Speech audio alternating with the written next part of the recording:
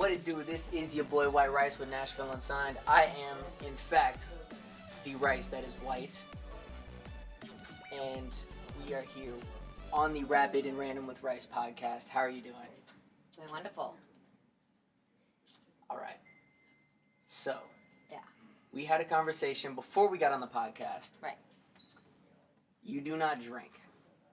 No, not anymore. Not anymore. Mm-hmm. You are how long sober?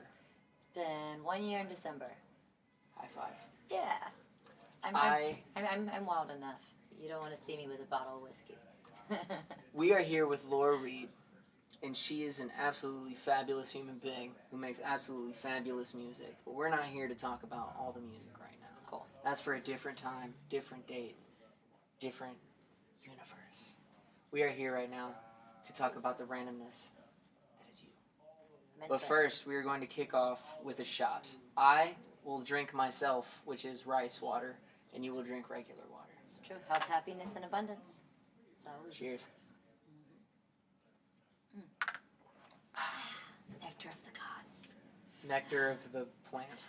Yes. All right. So, if you had to describe your life as a mascot, what would be your mascot? An elephant. An elephant? Why an elephant? I don't know. They're matriarchal. They wonder. They're pretty deep. Like, they mourn their dead, you know? Like, and they just seem really wise, like, as if, like, even though they're only here for one lifetime, it's almost like if you've ever been around an elephant, they seem thousands of years old. And so I identify with them, and I don't know, they keep popping up as symbolism. And also, like, they balance me out because I have terrible memory, and they apparently have great memory, so it's kind of like my spirit animal. Have you ever ridden an elephant? I haven't. No. No. I don't have any. Do you want to? No, I don't. Unless it, like, wants me to get on its back, I don't want to, like, oppose myself. But I've been around them. Have you? Yeah.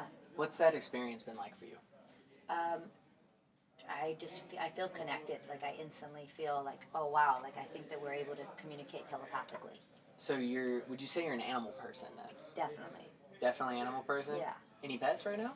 Not right now. I'm traveling too much. Okay. But I grew up on, like, a horse farm. We had horses and dogs and cats and all the things. And, I can speak cat. I can speak horse. You can speak cat? Mm-hmm. Oh, well, you think it's that, but it's actually, like, different sounds. Like, do that to a cat and they start freaking out. They're like, where's the yeah, when I go... Yeah, you do that and they're like, where's the kitten? Or you'd be like, huh? And then horses, you observing animals as a kid, I would just watch how they'd interact. And then instead of being like a human and being like, let me stick my hand at their face, I saw that horses, when they greet each other, they, like, put their heads down low and breathe into each other's nostrils.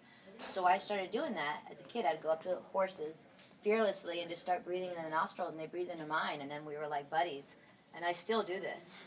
I love that. Yeah. What would you say is your favorite language to speak then? Not English, like any other language, animal or, like, human language. I really do like communicating with cats because it's a lot of, like, that's kind of fun. But, horses are another one of these animals that are really deep to me. Like, I feel, like, an intrinsic bond with horses. And so that's cool, too, because they're, like, all energy. Like, if you can't hide fear from them. Like, they're literally, your energy is like a language with horses. And so that's dope because it makes you have to be, it's almost like to ride horses or interact with them. Like, it's a type of meditation almost of, like, conquering your own fear. Because you have to understand it's almost like it's a color. It's like a language to them. And they pick up on it and they're like, oh, you're not getting on me. And if you do, you're out. And Gonna boot you off the back. And I love that. I respect that. So for you, what would you say was your favorite pet growing up? Like, their name? You had to have one you were drawn to. Yeah, I had a dog, and he was a golden retriever, and I named him Chester the Foot Molester. The Foot Molester? He had, like, a terrible foot fetish, and I think it's because, like, I was lazy, and I got him as a small puppy, and he'd be down there, and I would just, like, rub him with my feet, Just, like, and then he's just obsessed with feet. Like, if you let him, he would just lick your feet for, like, 3 hours. So he was Chester, and then then it became Chester the Foot Molester. And he was my buddy. That is the single greatest. That's just amazing. Chester the Foot Molester. Chester the Foot Molester. And he came with me. I worked at a state park for a little while. Like, I had gotten kicked out of high school, and so I was like, okay. So I was like, got a job at a state park, and you can camp at the state parks. And I brought Chester with me, and he would like camp, and he just like came everywhere with me. It was like the best dog. And then he got married. Chester the Molester got married. So there's apparently people that get licenses to like officiate weddings for dogs in Nashville, North Carolina. So this is all right, true story.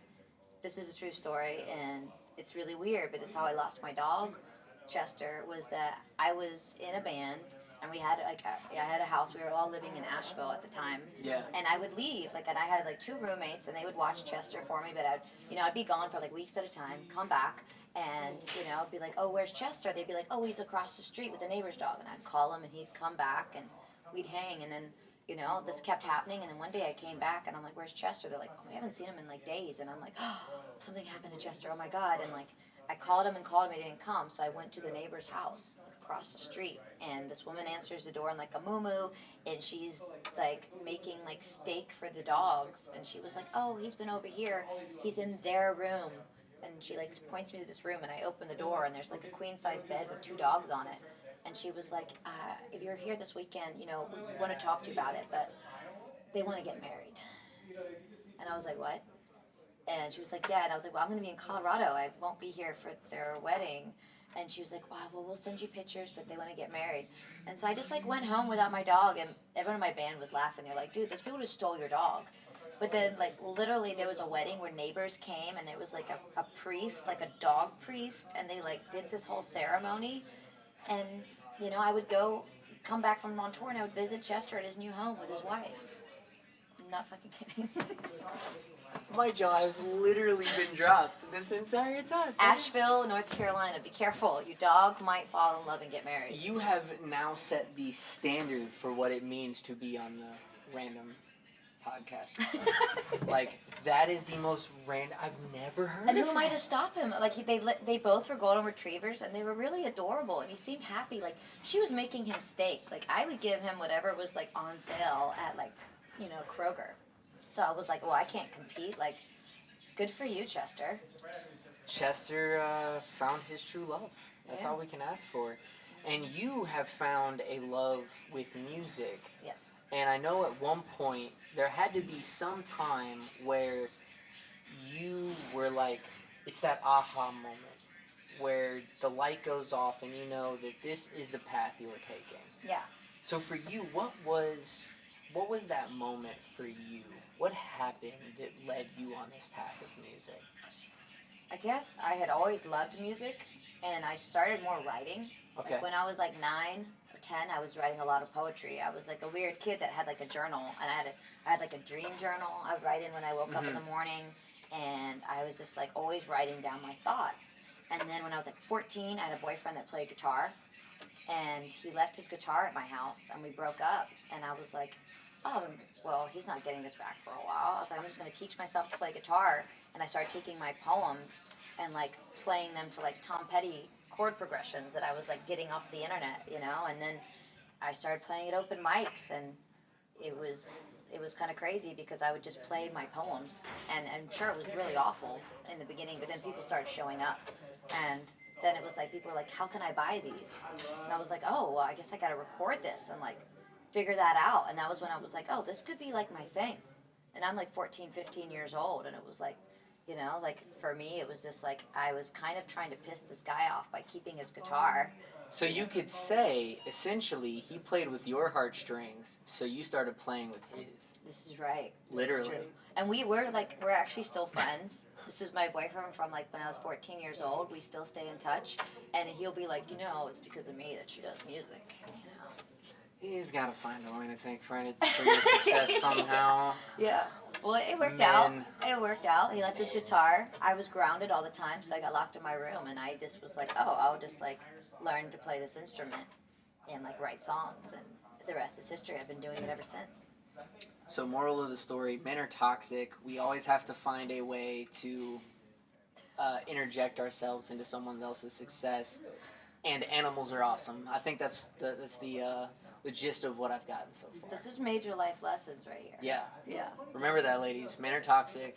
Don't let us Except when take they're credit not. for your successes. Yeah. All right. Laura, it has been such a pleasure to have you on the podcast. Thank you so much for coming out today. Thanks I for really having me. appreciate it. Thank you. It has been a blessing. Thank you. Yes. Namaste. We out.